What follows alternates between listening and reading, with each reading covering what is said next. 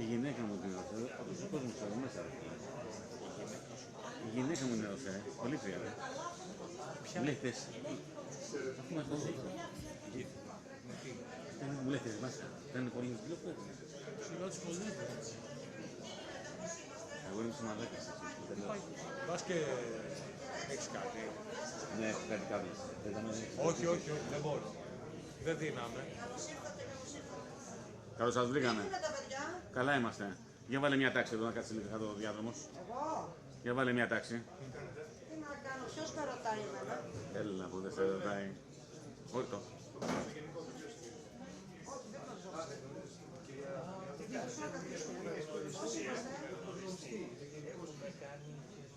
Τι λες έτσι, κανένας σε μπορεί. Α, μάλιστα. Πώς είμαστε, πού είναι ο... Ναι, κοντινή δηλαδή. Χαίρομαι πολύ. Να είστε καλά, και εγώ υπόψε πάνω. Κυρίες και κύριοι, καλησπέρα. Παρακαλώ δεξιά αριστερά το φακό τώρα. Ευχαριστώ πολύ. Σας καλωσορίζω στην ΣΥΕΑ, στην εκδήλωση του Ινστιτούτου Δημοκρατίας Κωνσταντίνος Καραμαλής. Η σημερινή συζήτηση δεν αφορά απλώς μια ακόμη νομοθετική πρωτοβουλία, έχει κεντρικό θέμα το νέο κώδικα τοπικής αυτοδιοίκησης, μια απαραίτητη μεταρρύθμιση. Αφορά στον πυρήνα της λειτουργίας της τοπικής αυτοδιοίκησης και τελικά καθορίζει τη σχέση μεταξύ κράτους, δήμων και πολιτών.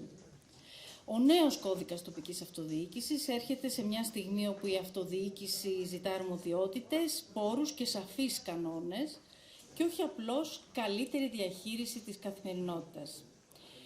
Την εκδήλωση διοργανώνει το Ινστιτούτο Δημοκρατίας Κωνσταντίνος Καραμαλής, που προωθεί πάντα το δημόσιο διάλογο με πρωτοβουλίες ενίσχυσης της θεσμικής κουλτούρας, στηρίζοντας παράλληλα την αποτελεσματική διοίκηση. Δεν θα σας κουράσω εγώ περισσότερο, θέλω να ξεκινήσω αμέσως να παρουσιάσω τους ομιλητές μας. Ο Υπουργός Εσωτερικών, κ. Θοδωρής Λιβάνιος, που έχει επεξεργαστεί τον κώδικα και θα μας παρουσιάσει τα βασικά του σημεία. Ο κ. Νικόλαος Κλέπας, καθηγητής Διοικητικής Επιστήμης και Δημοσίου Δικαίου στο ΕΚΠΑ, αντιπρόεδρος της Ομάδας Ανεξάρτητων Εμπειρογνωμόνων για τον ΕΧΤΑ, θα μας δώσει την ακαδημαϊκή προοπτική, εκ των δεξιών μου. Ο κύριος Θεόδωρος Χατζιπαντελής, καθηγητής εφαρμοσμένης στατιστικής στο Αριστοτέλειο Πανεπιστήμιο Θεσσαλονίκης, που θα μας μιλήσει και θα αναλύσει τις αλλαγές και στο εκλογικό σύστημα και αλλαγές που αφορούν και τους πολίτες, που μας αφορούν όλους, αφού μιλάμε για το δεύτερο σπίτι μας, τους Δήμους. Το πρώτο. Ο κύριος Δημήτρης Καφαντάρης, Γενικός Γραμματέας της Κεντρικής Ένωσης Δήμων Ελλάδος, που έχει εγκρίνει η ΚΕΔΕ το νέο κώδικα μετά από τον εκτεταμένο διάλογο που έχει προηγηθεί.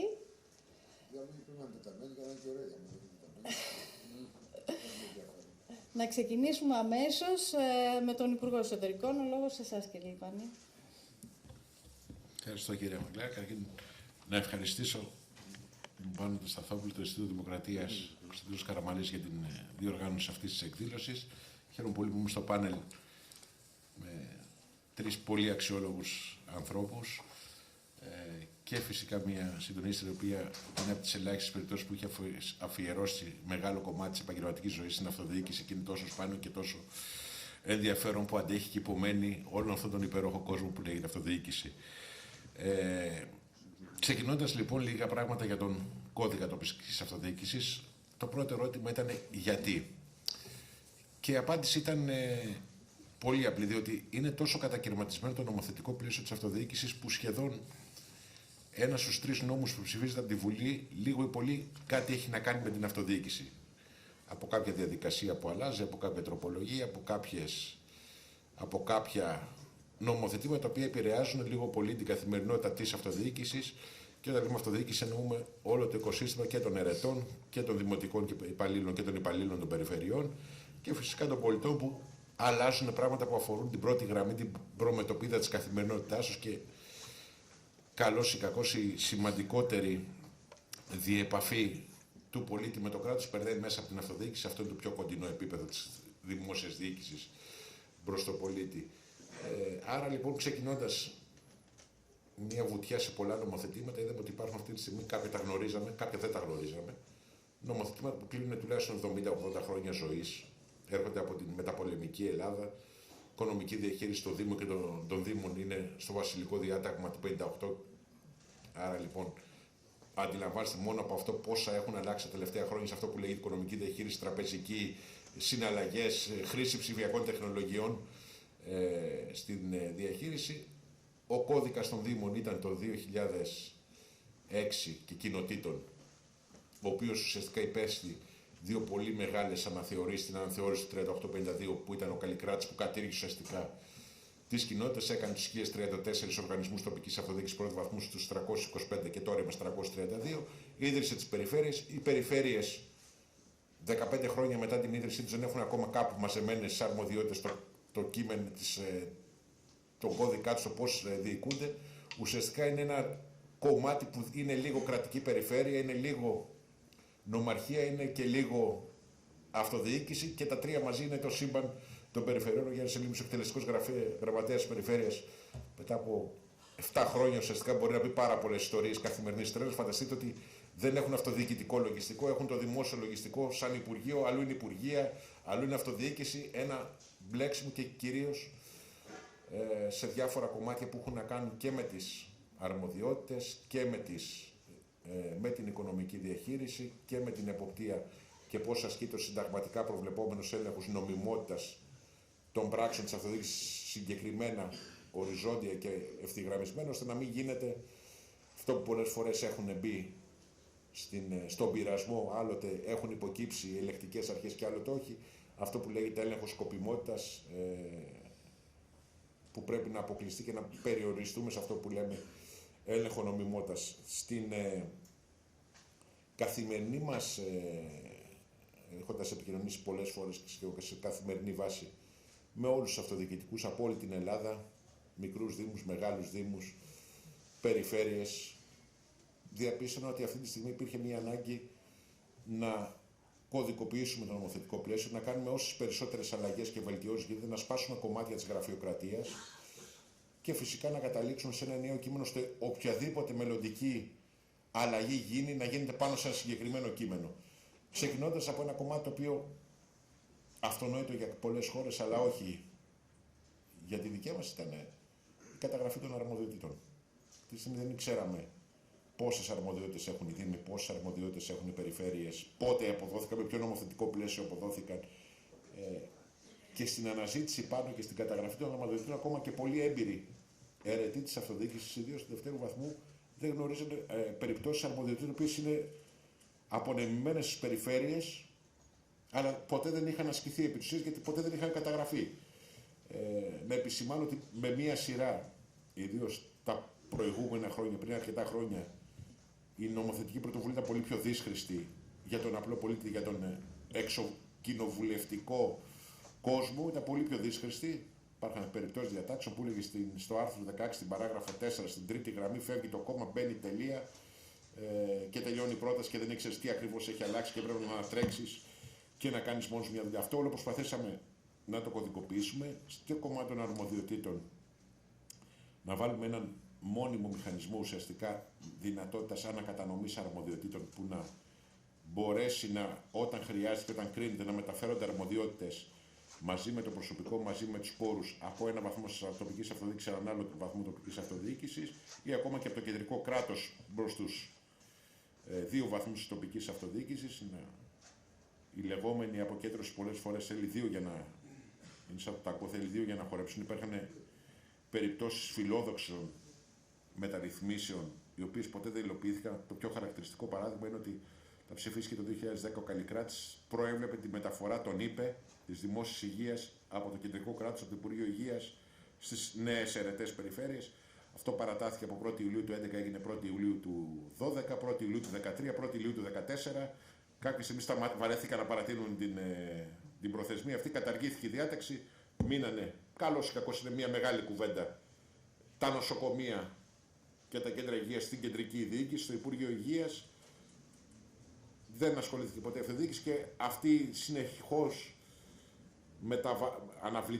η αναβλητικότητα αυτή επηρέασε πάρα πολύ μια νοοτροπία ότι να ασκήσουμε πρώτα τις αρμοδιότητες που έχουμε, μην φορτώσουμε άλλα και φτάσαμε σε ένα σημείο ότι οι περιφέρειες, η πιο επιτυχημένη μεταφορά που έγινε επί της ουσίας είναι η μεταφορά των περιφερειακών προγραμμάτων ανάπτυξη, των ΠΕΠ, των περιφερειακών επιχειρησιακών προγραμμάτων, από τις κρατικές περιφέρειες, νυν αποκεντρωμένες διοικήσεις, στις ερετές περιφέρειες. Και αυτό έδωσε ουσιαστικά μια πρώτη φορά πιο δομημένη αναπτυξιακή προοπτική σε βαθμούς τοπικής αυτοδιοίκησης. Αλλού γίνεται με μεγάλη επιτυχία, αλλού με λιγότερη επιτυχία, αλλά πολλές φορές ξέρετε ότι οι αρμοδιότητες της πρωτοβουλίας εν γέννη, και συμβαίνει σε όλα τα επίπεδα της διοίκησης, από το κεντρικό κράτος, στην κυβέρνηση μέχρι το μικρότερο οργανισμό και το μικρότερο δήμο της χώρας, εξαρτάται πάρα πολύ και από τα πρόσωπα και από τις συνθήκες οι οποίες διαμορφώνονται. Στο κομμάτι της οικονομικής διαχείρισης γίνεται μια πολύ γενναία μεταρρύθμιση, η οποία έχει προφανώς εσωστρεφή χαρακτήρα, αλλά ήταν απαραίτητο να γίνει. Ήταν έτσι δομημένο το σύστημα, ώστε ακόμα και μια απλή χρηματοδότηση, ακόμα και για επίγοντα πράγματα όπως είναι φυσικές καταστροφές ή κάποιο έργο που ξεκινάει και υπάρχει μια χρηματοδότηση, χρειαζόταν γύρω στις 7 με 8 αποφάσεις συλλογικών οργάνων πριν γίνει η δημοπράτηση του έργου. Δεν συζητάμε τι συμβαίνει μετά τη δημοπράτηση, αλλά έπρεπε να συνεδριάσουμε 7 φορές συλλογικά όργανα, είτε η Δημοτική Επιτροπή, είτε το Δημοτικό Συμβούλιο, αντίστοιχα και οι Επιτροπές της Περιφέρειας, να γράψουμε την πίστη στον προπολογισμό, να κάνουμε αποδοχή της δωρεάς, να κάνουμε αναμόρφωση, να περιμένουμε την έγκριση της αναμόρφωσης, και την ίδια στιγμή περιμέναμε περίπου ένα εξάμηνο για να γίνει ένα έργο, να ξεκινήσει μάλλον το έργο, δεν συζητάμε για την υλοποίηση, και προσπαθήσαμε μέσα από αυτό το κομμάτι να απλοποιήσουμε τις διαδικασίες, να μπορούν να γράφονται πολύ πιο εύκολα χρηματοδοτήσεις με μια εντολή του προϊστάμενου της Οικονομικής Υπηρεσίας, του πήρα ένα έργο 100.000 ευρώ, το εγγράφω στον προϋπολογισμό σαν έσοδο και σαν έξοδο, και γλιτώνουμε αυτό μόνο από αυτή τη διαδικασία περί τους 3 με 4 μήνες στην επιτάχυνση ενός έργου. Και όταν συζητάμε για απορροφητικότητες πόρων, είτε ενωσιακών, είτε ελληνικών, είτε ακόμα και ίδιους πόρους αυτοδιοίκησης, πόσο σημαντικό είναι να τρέξουν γρήγορα τα έργα. Προσπαθούμε να αξιοποιήσουμε τις νέες τεχνολογίες και για τους πολίτες. Αυτή τη στιγμή ένας πολίτης για να μάθει τι χρωστάει στην αυτοδιοίκηση πρέπει να πάρει 332 τηλέφωνο σε όλους τους δήμους της χώρας και να σου πει: γεια σας, είμαι ο κύριος Χ, παρακαλώ, χρωστάω τίποτα? Αν λοιπόν πήγα το καλοκαίρι διακοπές στην Λευκάδα και με γράψει τροχαία και χαθεί η κλίση τυχαία ή μη τυχαία, και δεν μάθω ποτέ την οφειλία, αν έχω μια οφειλία από το νερό στον Δήμο που έχω το εξοχικό, αν σε μια άλλη περίπτωση κάποιο πρόστιμο δεν πληρωθεί, δεν υπάρχει κεντρικοποιημένη η πληροφορία. Αποτέλεσμα είναι ένας από τους λόγους. Οι οφειλές προς την αυτοδιοίκηση είναι 3,6 δις, περίπου 2 ετήσιες χρηματοδοτήσεις λείπουν αυτή τη στιγμή από τα ταμεία της αυτοδιοίκησης. Πολύ μεγάλο και ενδεχομένως το πιο δύσκολο κομμάτι στην οικονομική διαχείριση, προσπαθήσαμε να λήξουμε και πολλά πράγματα που ήταν χρονοβόρα. Η συντάξη των βεβαιωτικών καταλόγων, αναχρονιστική διαδικασία, έτσι πως γινότανε, χωρίς εντύπωση της πραγματικότητας ουσιαστικά και χωρίς να υπάρχει μια ουσιαστική ρύθμιση. Στο κομμάτι των νομικών προσώπων, ενδεχομένως το πιο άταχτο σύμπαν που υπάρχει αυτή τη στιγμή στη δημόσια διοίκηση, γύρω στις 30 κατηγορίες διαφορετικές νομικά πρόσωπα έχει τοπική αυτοδιοίκηση. Μπορεί να έχει τοπική αυτοδιοίκηση. Από νομικά πρόσωπα δημοσίου δικαίου, κοινοφιλείς επιχειρήσεις, αναπτυξιακές που κάνουν leader, αναπτυξιακές που δεν κάνουν leader, δίκτυα δήμων, πολύ σημαντικά για τη διαδημοτική συνεργασία και αυτά πρέπει να αξιοποιηθούν, αναπτυξιακούς οργανισμούς, αστικές μη κερδοσκοπικές επιχειρήσεις. Ένα τέλειο το σύμπαν το οποίο δυσκόλευε πολλές φορές να νομοθετήσει κιόλας ο νομοθέτης, ακόμα και όταν ήθελε, και πολλές φορές δημιουργούσε και μία ομίχλη γύρω στο τι ισχύει για συγκεκριμένο φορέα και δεν ισχύει. Οπότε ερχόταν κάποια στιγμή ένας έλεγχος, διαπίστωσε: μα αυτό γιατί δεν το κάνετε έτσι? Οφείλετε για παράδειγμα να τηρείτε δημόσιο λογιστικό. Μα λέει: δεν μας το έχει πει ποτέ κανένας. Έπρεπε να το ξέρετε, πρόστιμο. Ή να τρέχουν πειθαρχικά οι αιρετοί. Στο κομμάτι της εποπτείας, μετά προχωράμε και ελπίζω μέχρι το καλοκαίρι να έχει τελειώσει και ο διαγωνισμός από το ΑΣΕΠ στη στελέχωση των 7 λεκτών νομιμότητας, οι οποίοι θα είναι με ψηλά προσόντα, αυξημένο στάτους, οι οποίοι θα κάνουν τον έλεγχο νομιμότητας μαζί με τις υπηρεσίες από κάτω των πράξεων των ΟΤΑ. Και από πάνω, επειδή είχαμε παρατηρήσει ένα οριζόντιο πρόβλημα, η αποκεντρωμένη, για παράδειγμα, Αττικής εγκρίνει μια συγκεκριμένη πράξη του Δημοτικού Συμβουλίου, η ίδια ακριβώς πράξη του Δημοτικού Συμβουλίου ενός άλλου Δήμου σε άλλη αποκεντρωμένη απορρίπτεται. Ακριβώς. Πολλές φορές και είναι και αντιγραφή η λέξη, η μία πέρναγε, η άλλη δεν πέρναγε. Από πάνω από τις 7 επόπτες νομιμότητας θα υπάρχει ο γενικός επόπτης νομιμότητας, ο οποίος θα είναι ουσιαστικά αυτός που θα αναλάβει τη συμμόρφωση, την ομογενοποίηση όλων των αποφάσεων μεταξύ τους, για να μην υπάρχουν φαινόμενα σαν αυτά που περιέγραψα. Προχωράμε στην ψηφιακή λειτουργία της εποπτείας, να πηγαίνουν ψηφιακά οι πράξεις εποπτείας. Συνήθως τώρα μία απλή αναμόρφωση προϋπολογισμού συνοδεύεται γύρω στα 10 κιλά έγγραφα κυριολεκτικά που πηγαίνουν στην αποκεντρωμένη για να γίνει ο έλεγχος νομιμότητας και να τα γυρίσει πίσω. Συνήθως κοιτάνε 2-3 σελίδες από αυτά τα 10 κιλά χαρτιά, βουνά χαρτιά που κυκλοφορούν. Είναι απίστευτο. Όσοι έχουν στείλει αποφάσεις στην εποπτεία, το έχουν ζήσει. Θα γίνεται ψηφιακά και μάλιστα υπάρχει και ένας ειδικός αλγόριθμος που μπορεί να επιμερίζει τον έλεγχο της νομιμότητας οπουδήποτε, όπου δεν υπάρχει λιγότερος φόρτος, θα τελειώνει γρήγορα. Μπαίνουν αυστηρές προθεσμίες για να ολοκληρωθεί ο έλεγχος νομιμότητας. Ο Γενικός Επόπτης Νομιμότητας θα έχει και ένα κεντρικό γραφείο υποδοχής τυχών καταγγελιών για διερεύνηση, ώστε να γίνεται πιο ουσιαστικός έλεγχος. Ουσιαστικά λοιπόν αλλάζει και το κομμάτι του ελέγχου νομιμότητας. Το πειθαρχικό των ερετών αναβαθμίζεται, αλλά ουσιαστικά συγκεκριμενοποιείται, ώστε να μην υπάρχουν αμφιβολίες που δυσκολεύουν την καθημερινή κατάσταση. Και βέβαια θα κλείσω, για να μην σας κουράσω πάρα πολύ, γιατί είναι ένα νομοσχέδιο το οποίο έχει καταλήξει αυτή τη στιγμή. Τα άρθρα τα ανοιγοκλίνουμε, τα ενώνουμε, τα κάνουμε περί τα 800-900 άρθρα, 1500 σελίδες, είναι μέσα γύρω στα 1000 διαφορετικά νομοθετήματα που κωδικοποιούνται, διατάξεις δηλαδή που υπάρχουν σε 1000 νόμους. Πράγματα τα οποία τα ζούμε στην καθημερινότητα και ήταν πραγματικά προβληματικά. Στόχος είναι να μπορέσουμε να φτιάξουμε ένα κώδικα αυτοδιοίκησης, στον οποίο και οι αιρετοί και οι εργαζόμενοι και οι πολίτες και το κεντρικό κράτος πολλές φορές να ξέρει ποιος κάνει, τι κάνει και γιατί το κάνει.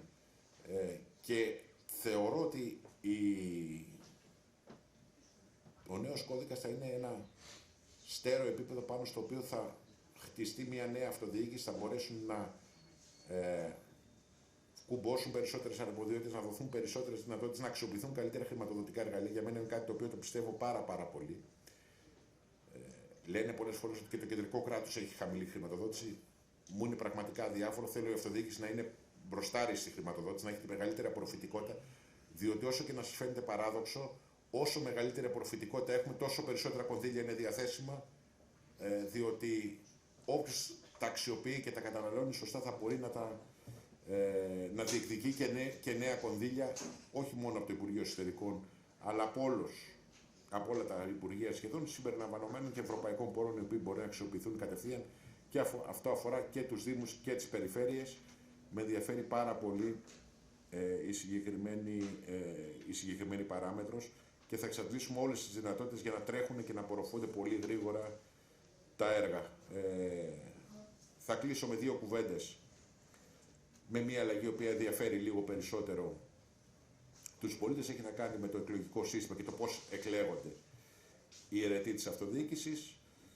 Το βασικό πρόβλημα που υπήρχε ήταν η σταδιακή αύξηση της αποχής από εκλογική αναμέτρηση σε εκλογική αναμέτρηση, και πολλές φορές αυτό έχει να κάνει και με την γενικότερη εικόνα που αφορά, αν θέλετε, και τη μεγάλη εικόνα, την εθνική κάλπη για τις βουλευτικές εκλογές, αλλά είδαμε ότι και το 24 και το 14 και το 19 και το 23 και το 10 διαμορφωνόταν η αποχή ανάλογα στο αν έχουμε μόνο δημοτική εκλογή το δεύτερο γύρο, μόνο περιφερειακή εκλογή το δεύτερο γύρο ή και τις δύο μαζί. Άρα λοιπόν εκεί που είχε τελειώσει και είχε κλείσει ο Δήμος, η συμμετοχή για παράδειγμα στην περιφερειακή κάλπη ήταν πάρα πολύ μικρή.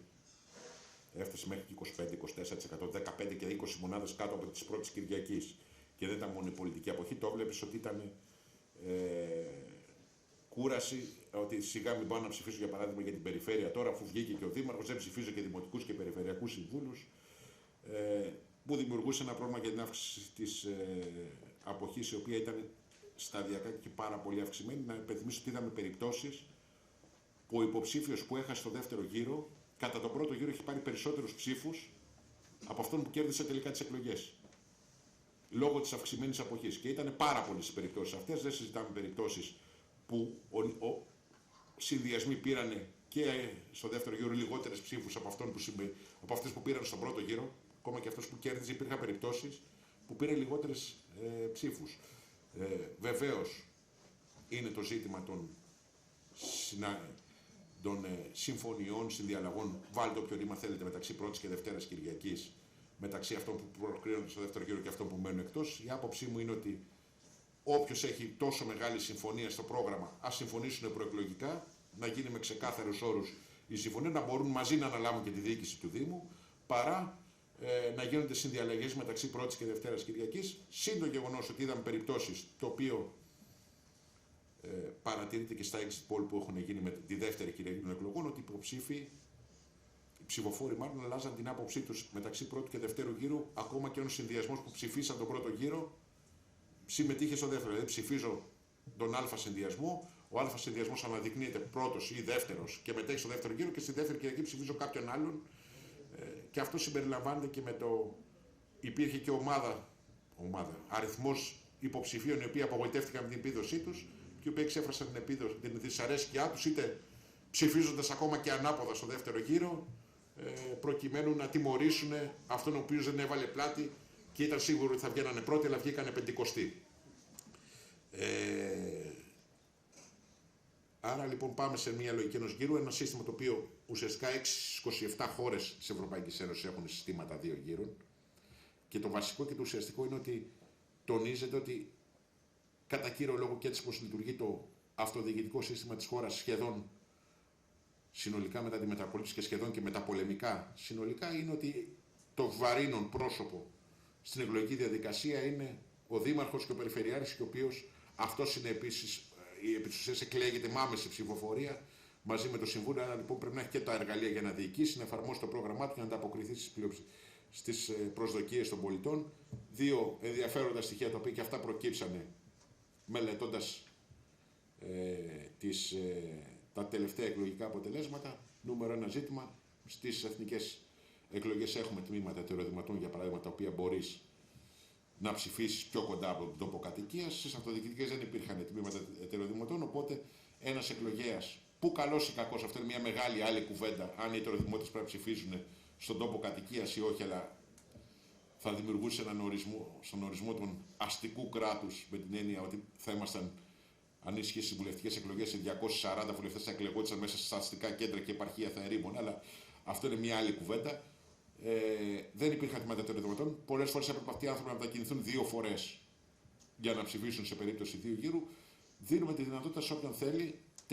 Το τελικό μοντέλο που θα εφαρμοστεί θα είναι ηλεκτρονική ψήφος σε εκλογικά τμήματα. Θα γίνουν 500 εκλογικά τμήματα, λέω ότι είχε ένα αριθμό, θα εξαρτηθεί και από τη συμμετοχή. Όποιος έχει προεγραφεί στην ηλεκτρονική ψήφο θα μπορεί να πάει σε οποιοδήποτε από αυτά τα 500 τμήματα, ανεξαρτήτως αν ψηφίζει στην Αλεξανδρούπολη, μπορεί να πάει σε οποιοδήποτε τμήμα της επικράτειας, θα δώσει την ταυτότητά του στο δικαστικό αντιπρόσωπο, θα μπει μέσα στο ηλεκτρονικό πλέον παραβάν, σε ένα παραβάν που θα υπάρχει ένα τάμπλετ, να το πω έτσι, αυτό το που είχε ο κ. Καφαντάρης, θα μπορέσει να ψηφίσει, αφού γίνει ο έλεγχος αυτοπροσωπείας, για το Δήμο στον οποίο είναι εγγεγραμμένος.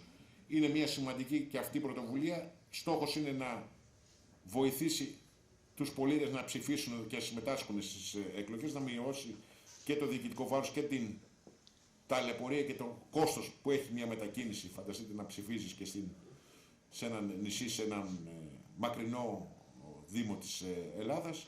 Προσπαθούμε και αυτό να το κλείσουμε, και βεβαίως προσπαθούμε να ορίσουμε και πολλά ζητήματα που έχουν να κάνουν με την εκπροσώπηση, με όλα αυτά τα ζητήματα που έχουν να κάνουν με την αυτοδιοίκηση. Θα κλείσω λέγοντας ότι μια ισχυρή αυτοδιοίκηση σημαίνει μια ισχυρή χώρα. Δεν είναι μόνο τα ανοιχτά ζητήματα που έχουμε αυτή τη στιγμή, που συζητάμε σχεδόν σε καθημερινή βάση και με την Κεντρική Ένωση Δήμων Ελλάδας και με την Ένωση Περιφέρειων Ελλάδας. Είναι μια αρχή, είναι μια ισχυρή βάση για να χτίσουμε όλο και μεγαλύτερο, μια πιο δυνατή αυτοδιοίκηση, μια πιο στέρεα αυτοδιοίκηση, μια αυτοδιοίκηση με σαφείς αρμοδιότητες, πιο ξεκαθαρούς πόρους και πιο πολλά εργαλεία για να επιτελέσουν αυτοί που επιλέγονται από τους πολίτες το έργο για το οποίο ψηφίστηκαν. Σας ευχαριστώ πάρα πολύ.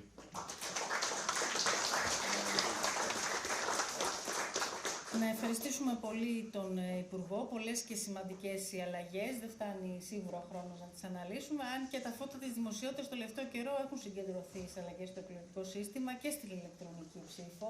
Δεν μπορώ να μην σας ρωτήσω πότε θα είναι έτοιμος ο κώδικας και το τελικό σχέδιο. Σε λίγες μέρες θα βγει σε δημόσια διαβούλευση. Αν δεν είχαμε διάφορες εμπλοκές τις τελευταίες στιγμές, π.χ. με τους αναπτυξιακούς οργανισμούς και την ένταξη των μητρών του κ. Γιάννη Σελήνη της Ελστάτ, πρέπει να μεριμνήσουμε κάποια πράγματα. Είναι θέμα λίγων εβδομάδων, εν πάση περιπτώσει. Θα προσπαθήσουμε, θα είναι η δημόσια διαβούλευση ευρεία έτσι κι αλλιώς.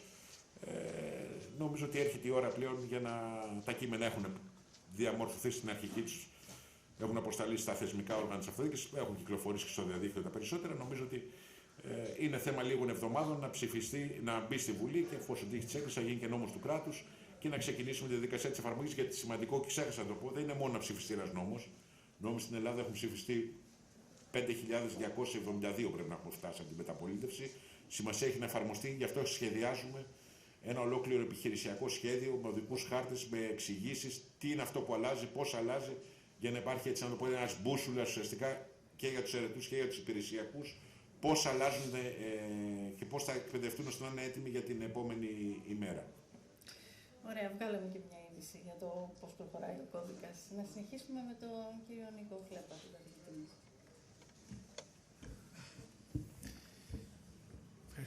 Ευχαριστώ πολύ για την πρόσκληση. Είναι τιμή και χαρά μου να βρίσκομαι ανάμεσά σας και ανάμεσα σε πολλά αγαπητά πρόσωπα. Νομίζω ότι ο κύριος Υπουργός ήδη κάλυψε πάρα πολλά στοιχεία. Εγώ θα προσπαθήσω να επισημάνω μια εικόνα από ίσως πιο γενική και από μια ευρύτερη σκοπιά. Ανέφερε ο κύριος Υπουργός προηγουμένως ότι έχουμε πάνω από 900 άρθρα. Οπότε το ερώτημα εδώ θα ήταν κώδικες αυτοδιοίκησης σε άλλες χώρες, πόσα άρθρα έχουν? Η απάντηση είναι εξαρτάται. Εξαρτάται από το σύστημά τους. Εάν μιλήσουμε για τις χώρες της λεγόμενης Ναπολεόντιας παράδοσης, που έχουν και αυτές έτσι μεγάλους κώδικες, στη Γαλλία είναι ο Code Général de Collectivité Territoriale, και αυτός με πάρα πολλά άρθρα, όχι σαν και εμάς, αλλά με αρκετά. Στην Ιταλία έχουν το Testo Unico degli Enti Locali, το οποίο είναι και αυτό σε αναμόρφωση, όπως είναι και ο δικός μας κώδικας. Στην Ισπανία, Ley Reguladora de las Bases del Régimen Local, ελπίζω να το προφέρω ωραία. Ναι. Και εκεί είναι αρκετά μεγάλοι οι κώδικες.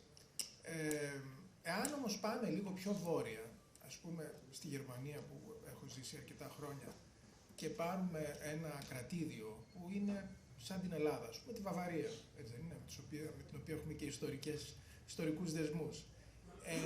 Πόσο έχει ο κώδικας, ας πούμε, δεν είναι αυτοδιοίκηση, είναι άλλο για τους δήμους, άλλο για το δεύτερο βαθμό, αλλά και οι δύο μαζί πόσα άρθρα έχουν? Είναι λιγότερα από 300 τα άρθρα των δύο κωδίκων.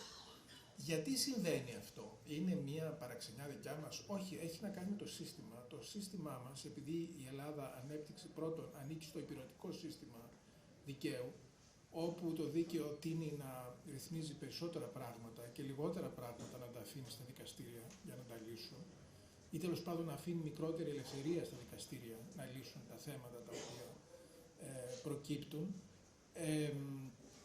Έχουμε ένα σύστημα λοιπόν αρκετά συγκεντρωτικό όσον αφορά, εκτός ότι είναι εκτεταμένη η ίδια η νομοθεσία, είναι και αρκετά συγκεντρωτικό το σύστημά μας όσον αφορά την παραγωγή των νόμων. Στη Γερμανία που ανέφερα προηγουμένως, και οι περιφέρειες και οι δήμοι νομοθετούν. Και νομοθετούν για πολλά πράγματα για τα οποία δεν χρειάζεται να έχουν μια ειδική εξουσιοδότηση από τον νόμο. Αυτό δημιουργεί βέβαια διάφορες διαφοροποιήσεις, αλλά σταδιακά υπάρχει μια ενοποίηση, διότι υπάρχουν κοινές πρακτικές, διότι υπάρχουν κοινές ανάγκες και ούτω καθεξής. Θέλω να πω με αυτό το εισαγωγικό ότι δεν είναι όλα όσα βλέπουμε στην Ελλάδα κατά κάποιο τρόπο παραξενιές. Είναι λίγο της μόδας να μιλάμε για ιδιαιτερότητες στην Ελλάδα, για εξαιρετισμό της Ελλάδας.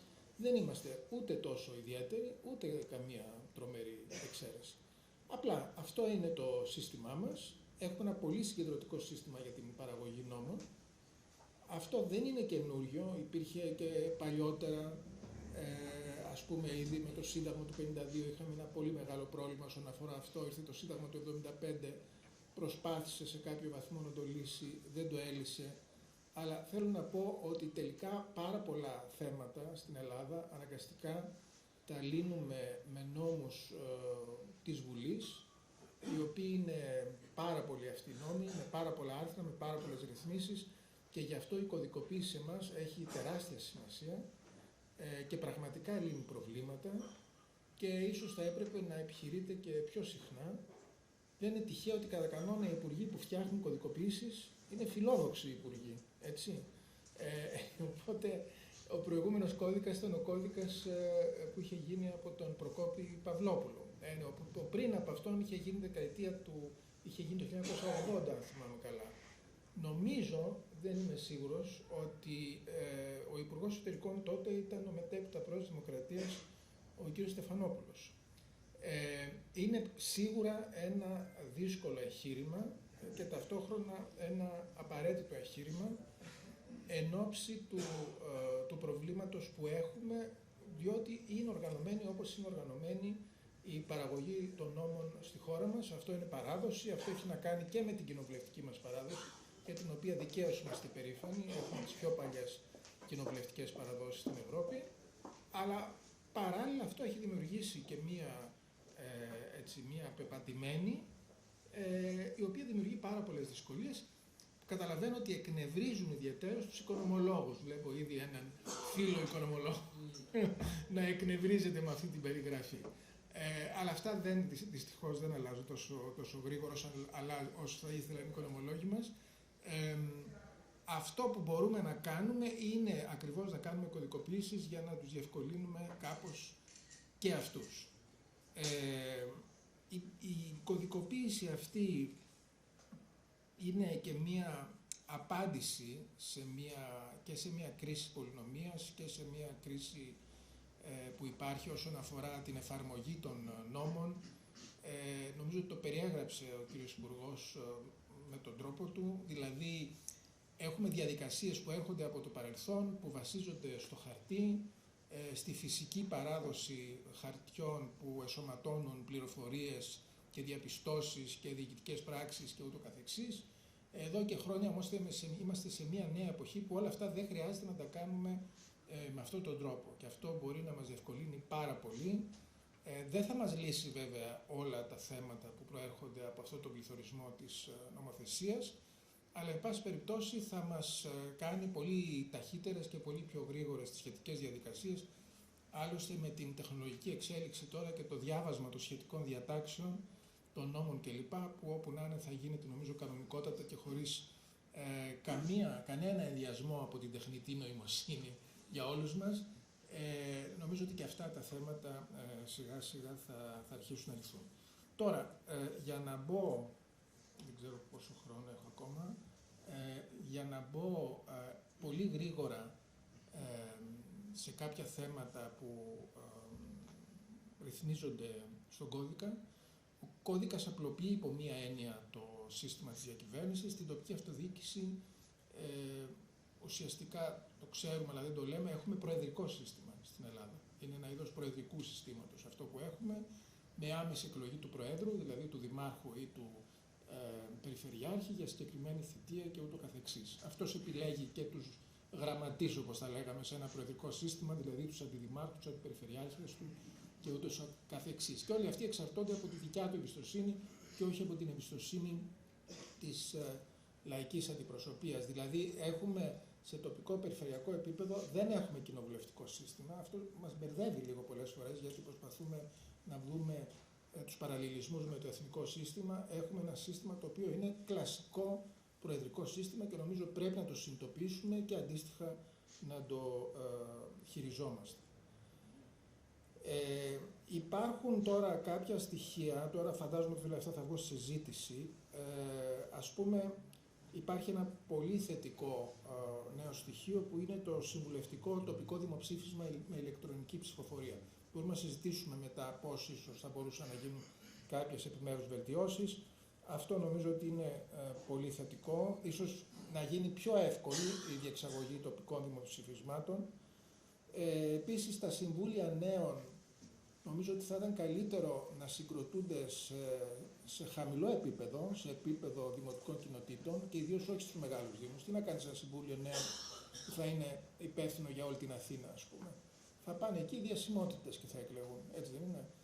Καλύτερα να έχουμε συμβούλια νέων σε μικρότερο κλίμα, εκεί που πραγματικά οι νέοι έχουν, ας πούμε, τα προβλήματα και εκεί που πραγματικά οι νέοι άνθρωποι που έχουν πάρα πολύ μεγάλο δυναμισμό και δυστυχώς πολλές φορές εκτονώνεται με λάθος τρόπο, αλλά αυτό το δυναμισμό πρέπει να τον αξιοποιήσουμε.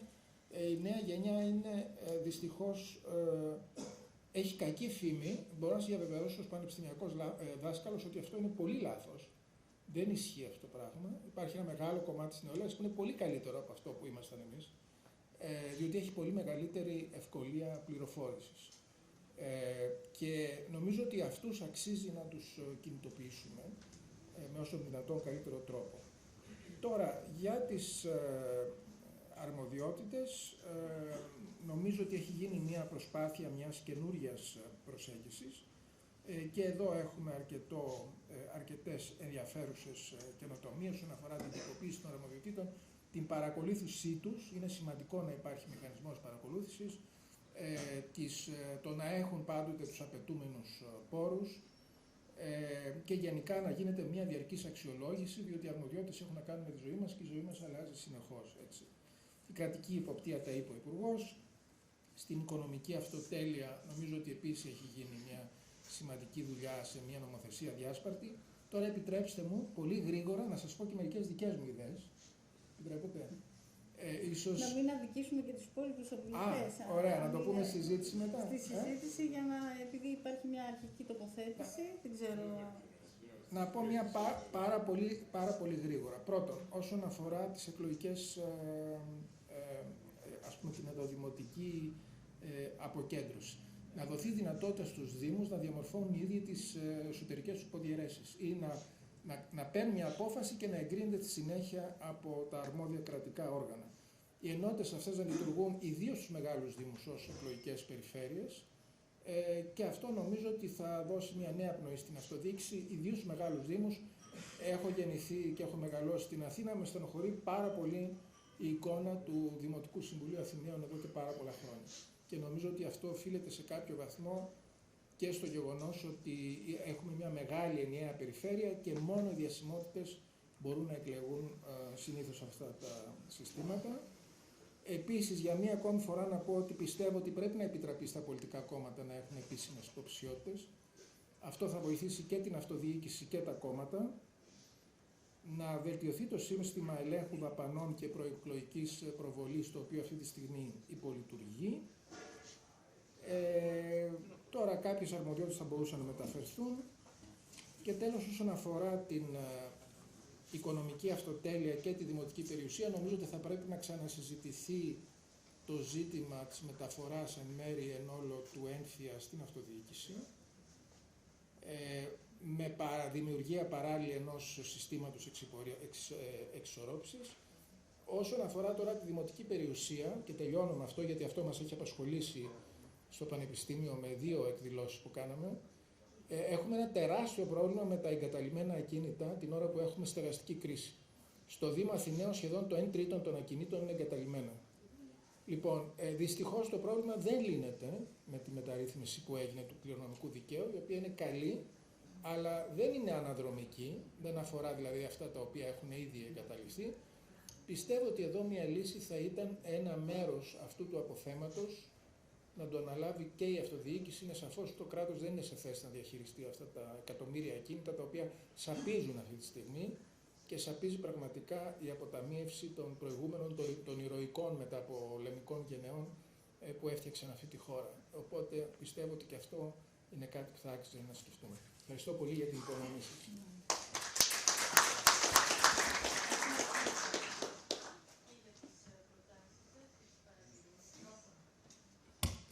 Να περάσουμε στον κύριο Θόδωρο Χατζηπαντελή, να ακούσουμε την εισήγηση. Εντάξει. Ακούγεται. Και εγώ με τη σειρά μου να ευχαριστήσω ιδιαίτερα το Ινστιτούτο Δημοκρατίας για αυτήν την πάρα πολύ χρήσιμη και ενδιαφέρουσα συζήτηση και τους φίλους και αγαπητούς συναδέλφους και γνωστούς και γνωστές που είναι σήμερα εδώ μαζί μας. Να ξεκινήσω από το τελευταίο από τα τελευταία που είπε ο Νίκος. Πράγματι χρειάζεται να λειτουργήσει αυτό που λέμε αποκέντρωση στο εσωτερικό του Δήμου. Άλλωστε όταν έγινε ο Καλλικράτης, ακριβώς η ενδοδημοτική δημοκρατία ήταν εκείνο το οποίο έλεγε ότι πρέπει να γίνει. Δεν έγινε και αυτό, όπως και άλλα πολλά. Αλλά καιρός είναι να γίνει. Τώρα, για να μην πολύ λέω, να πω ότι καταρχήν αυτή εδώ η παρουσίαση ελπίζω ότι θα είναι διαθέσιμη και από το site του Ινστιτούτου, άρα ο καθένας και καθεμία μπορεί να τη δει, γιατί δεν είναι δυνατόν να εξαντλήσω το Fidel Castro Lecture που έχω να κάνω μόνο 2 ώρες για να μιλάμε για όλα αυτά τα πράγματα. Λοιπόν, όχι, αλλήμον. Λοιπόν, εκείνο το οποίο θέλω να πω είναι ότι μιλώντας για την τοπική αυτοδιοίκηση και το τι θα γίνει, έχουμε 3 βασικά θέματα. Ένα θέμα είναι η ηγεμονία στο τοπικό επίπεδο, άρα οι προσαρμογές στο πολιτικό σύστημα που χρειαζόμαστε. Είναι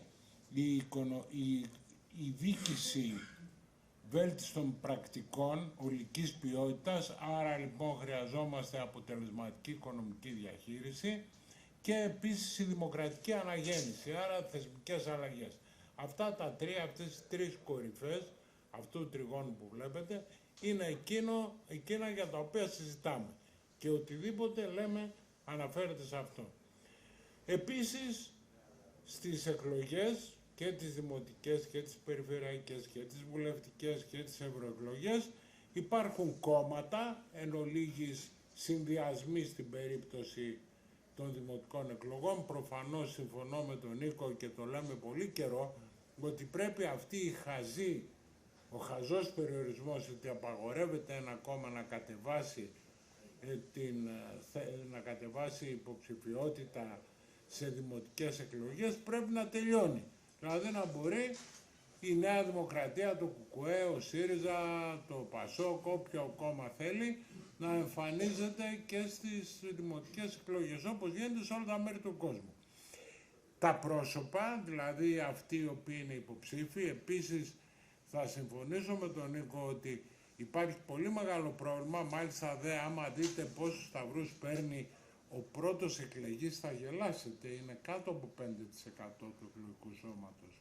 Και αυτό έχει να κάνει με το πόσο εμείς οι πολίτες, εμείς οι δημότες και οι δημότισσες έχουμε κάποια σχέση με αυτούς τους ανθρώπους οι οποίοι υποτίθεται ότι πρέπει να μας εκπροσωπούν και να λειτουργούν εξ ονόματός μας.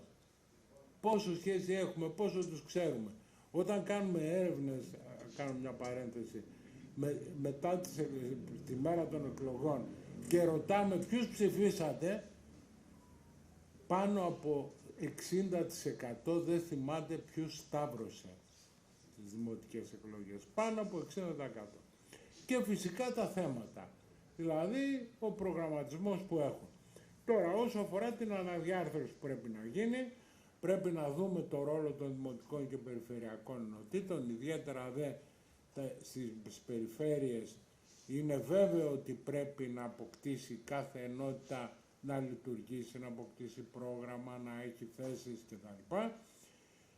Θυμάστε, ξέρετε όλοι ότι υπάρχει το Συμβούλιο Ένταξης Μεταναστών και Προσφύγων που είναι κρίσιμο και σημαντικό για να λυθούν προβλήματα σοβαρά, το Δημοτικό Συμβούλιο Νέων το οποίο ανέφερε και ο Νίκος πριν και φυσικά τις διαδικασίες διαλόγου τοπικών συμβουλευτικών και ενδεχομένως και αποφασιστικών δημοψηφισμάτων που έχουμε. Τι πρέπει να γίνει, να ενισχυθεί ο ρόλος και αρμοδιότητες των περιφερειακών ενωτήτων, να λειτουργήσει το Συμβούλιο Ένταξης Μεταναστών και Προσφύγων, δυστυχώς λειτουργεί σε λίγους δήμους. Το Δημοτικό Συμβούλιο Νέων έχει ευτυχώς τώρα τελευταία αρχίσει να υπάρχει με αρκετή κίνηση σε δήμους στη χώρα μας και γίνονται συμβούλια νέων, όχι μόνο στις αστικές περιοχές αλλά και έξω από αυτές. Είναι καλό αυτό το πράγμα. Προφανώς πρέπει να συνδυαστεί και με την εκπαίδευση, όπως λέμε εμείς, το να διδάσκονται αρχαία και λατινικά, δύο ξένες γλώσσες παλιές, νεκρές, και να μην μαθαίνουν τι θα γίνει και πώς θα λειτουργήσουν, δεν τους κάνει ενεργούς πολίτες.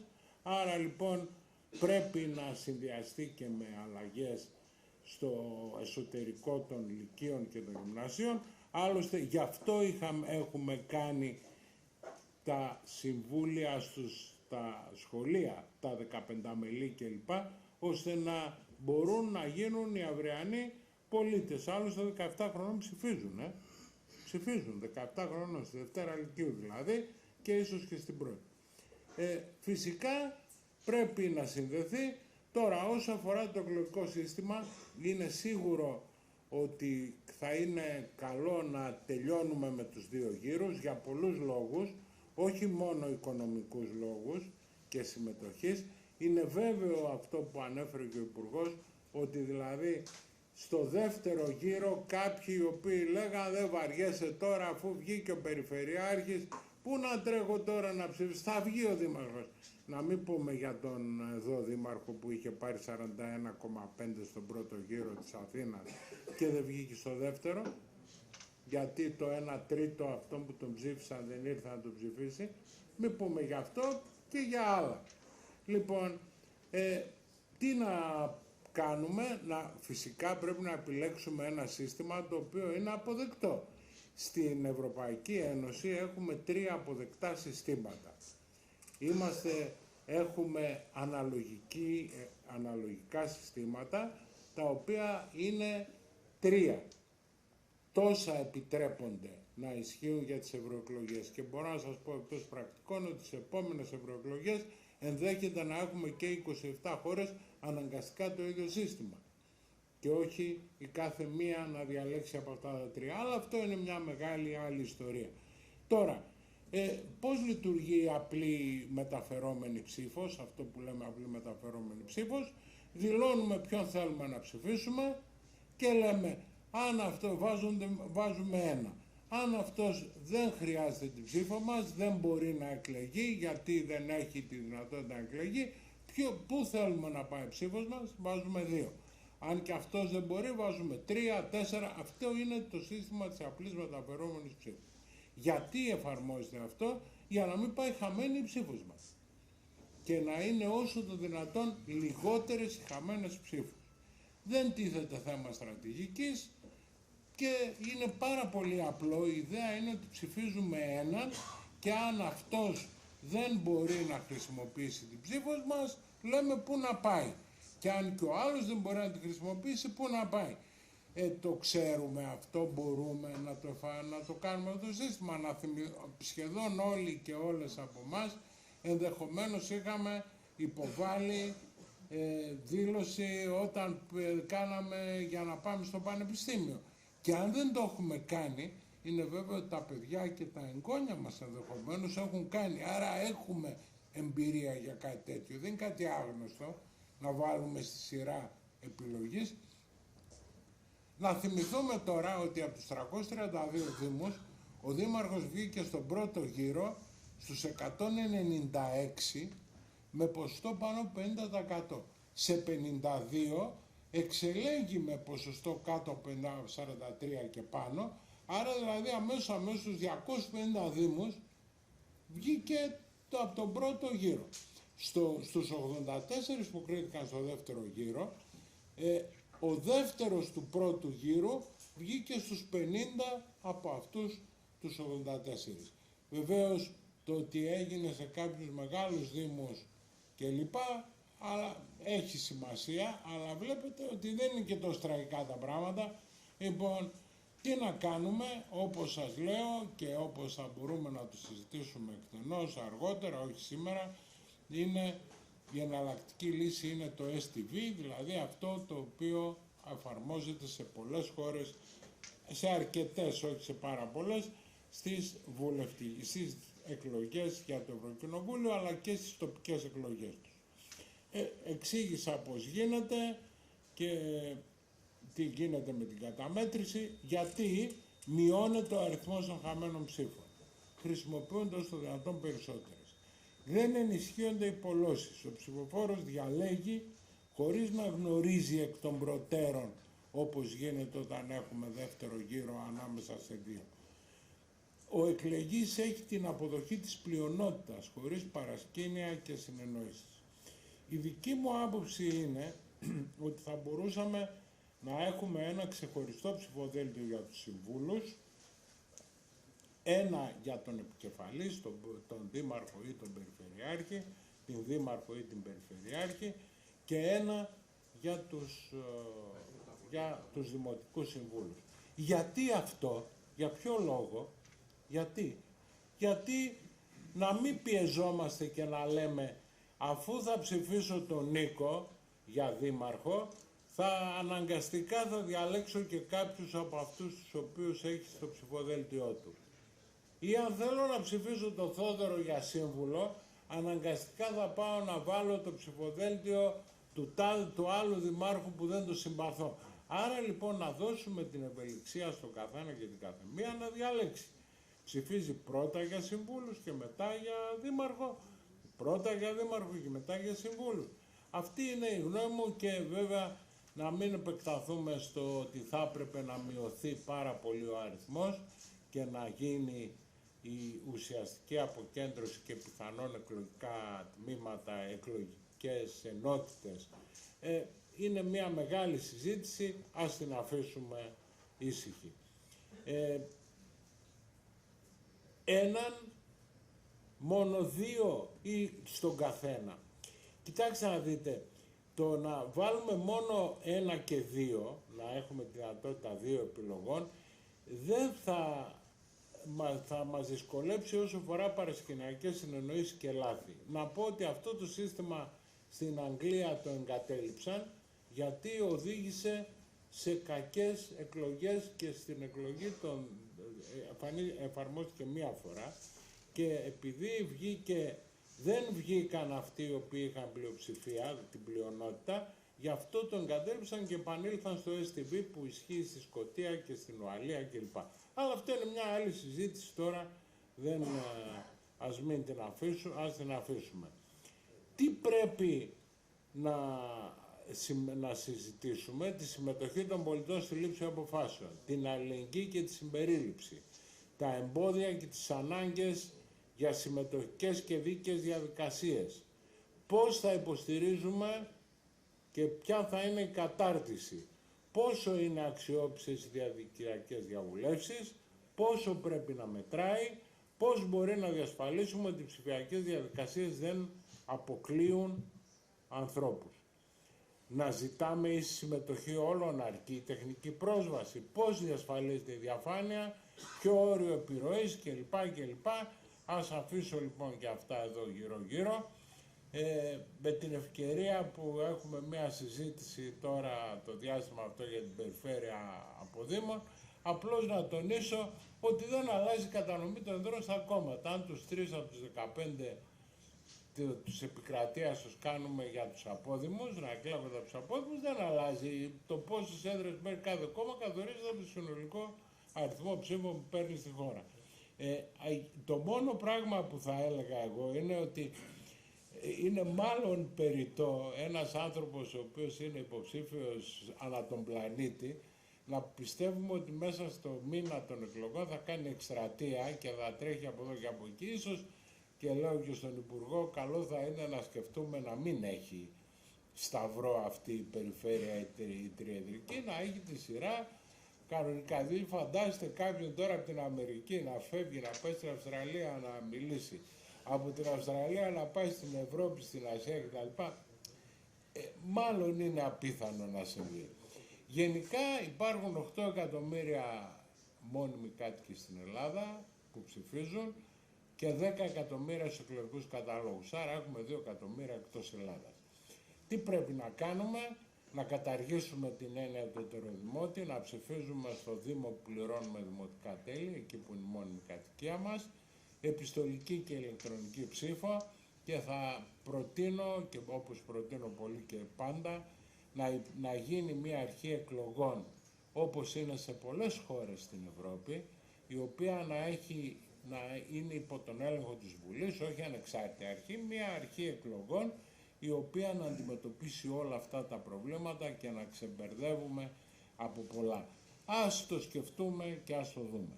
Τώρα, θα σας δείξω μερικά στοιχεία από μια έρευνα σε εξέλιξη. Όπως θα δείτε εδώ, περίπου το 70%, το 90% των ανθρώπων δηλώνει ότι είναι εξοικειωμένους με τη χρήση της τεχνολογίας, οι τρεις πρώτες μπάρες. Πόσο τη χρησιμοποιεί στην καθημερινότητά του, για δείτε 50 και 30, 80% πάρα πολύ και πολύ, και 10% 90% τη χρησιμοποιεί. Για ποιο σκοπό? Επικοινωνία, εργασία κτλ. Έχετε χρησιμοποιήσει ψηφιακές υπηρεσίες του Δήμου σας? Συχνά λέει το 20%, λίγες φορές το 40%, το 60% έχει λίγο πολύ. Είναι εύχριστες? Είναι. Πόσο ικανοποιημένοι είστε? Αρκετά, το 40%. Να γίνουν περισσότερες? Φυσικά να γίνουν. Ποια είναι πιο χρήσιμη? Η αναφορά προβλημάτων, τα ηλεκτρονικά ραντεβού. Πόσο εύκολη είναι η επικοινωνία? Το 40% λέει αρκετά, αλλά το 40% λέει λίγο. Πόσο ικανοποιημένοι είστε? Πάλι μισή-μισή. Ποιον τρόπο επικοινωνίας? Παίρνω τηλέφωνο. Τι τώρα, 35% παίρνω τηλέφωνο και το 25% πηγαίνω εκεί. Ποιο πρόβλημα συναντάτε? Πολυπλοκότητα διαδικασιών, αυτά που λέγαμε πριν. Πρέπει να απλοποιηθούν οι διαδικασίες. Θα θέλατε περισσότερες? Φυσικά. Έχετε εμπιστοσύνη στο Δήμο? Λίγο, το 50%. Αρκετά, το 30%. Η χρήση της τεχνολογίας ενισχύει τη διαφάνεια και την αποτελεσματικότητα της δημοκρατίας. Σε μεγάλο βαθμό 30%, σε κάποιο βαθμό 45%. Αν υπήρχε δυνατότητα ηλεκτρονική ψήφου, 60% λέει ναι, θα τη χρησιμοποιούσα. Και 20% ίσως. Αυτά, και ελπίζω να μας δοθεί η δυνατότητα μέσα από το διάστημα. Είναι μεγάλη χαρά ότι ο Υπουργός ξεκίνησε και κατέθεσε μια τέτοια διαδικασία. Ελπίζω οι πολίτες να συμμετέχουν σε αυτή τη συζήτηση και το τελικό σχέδιο που θα διαμορφωθεί μετά στο επίπεδο του Δήμου και της Περιφέρειας να βρει τις εσωτερικές λειτουργίες. Θα έλεγα ένα μόνο τελευταίο πράγμα, ότι καλό θα ήταν να μειωθεί ο αριθμός των συμβούλων. Δεν μπορεί δηλαδή η Νέα Υόρκη να έχει 21 και η Αθήνα, πώς έχει η Αθήνα, Νίκο? 100, 200. Η Περιφέρεια. Ο Δήμος Αθήνα, 41, 45. Η Νέα Υόρκη έχει 21, έτσι. Και τα λοιπά και τα λοιπά. Αλλά είναι μια άλλη συζήτηση, γι' αυτό λέω ότι αν κάνουμε μια αρχή εκλογών σε ένα κοντινό διάστημα, θα μπορέσει όλα αυτά τα πράγματα, για να μην υπάρχει και το πολιτικό πρόβλημα και η αίσθηση των κομμάτων ότι χρεώνονται κάτι και αυτό θα λειτουργήσει εναντίον τους.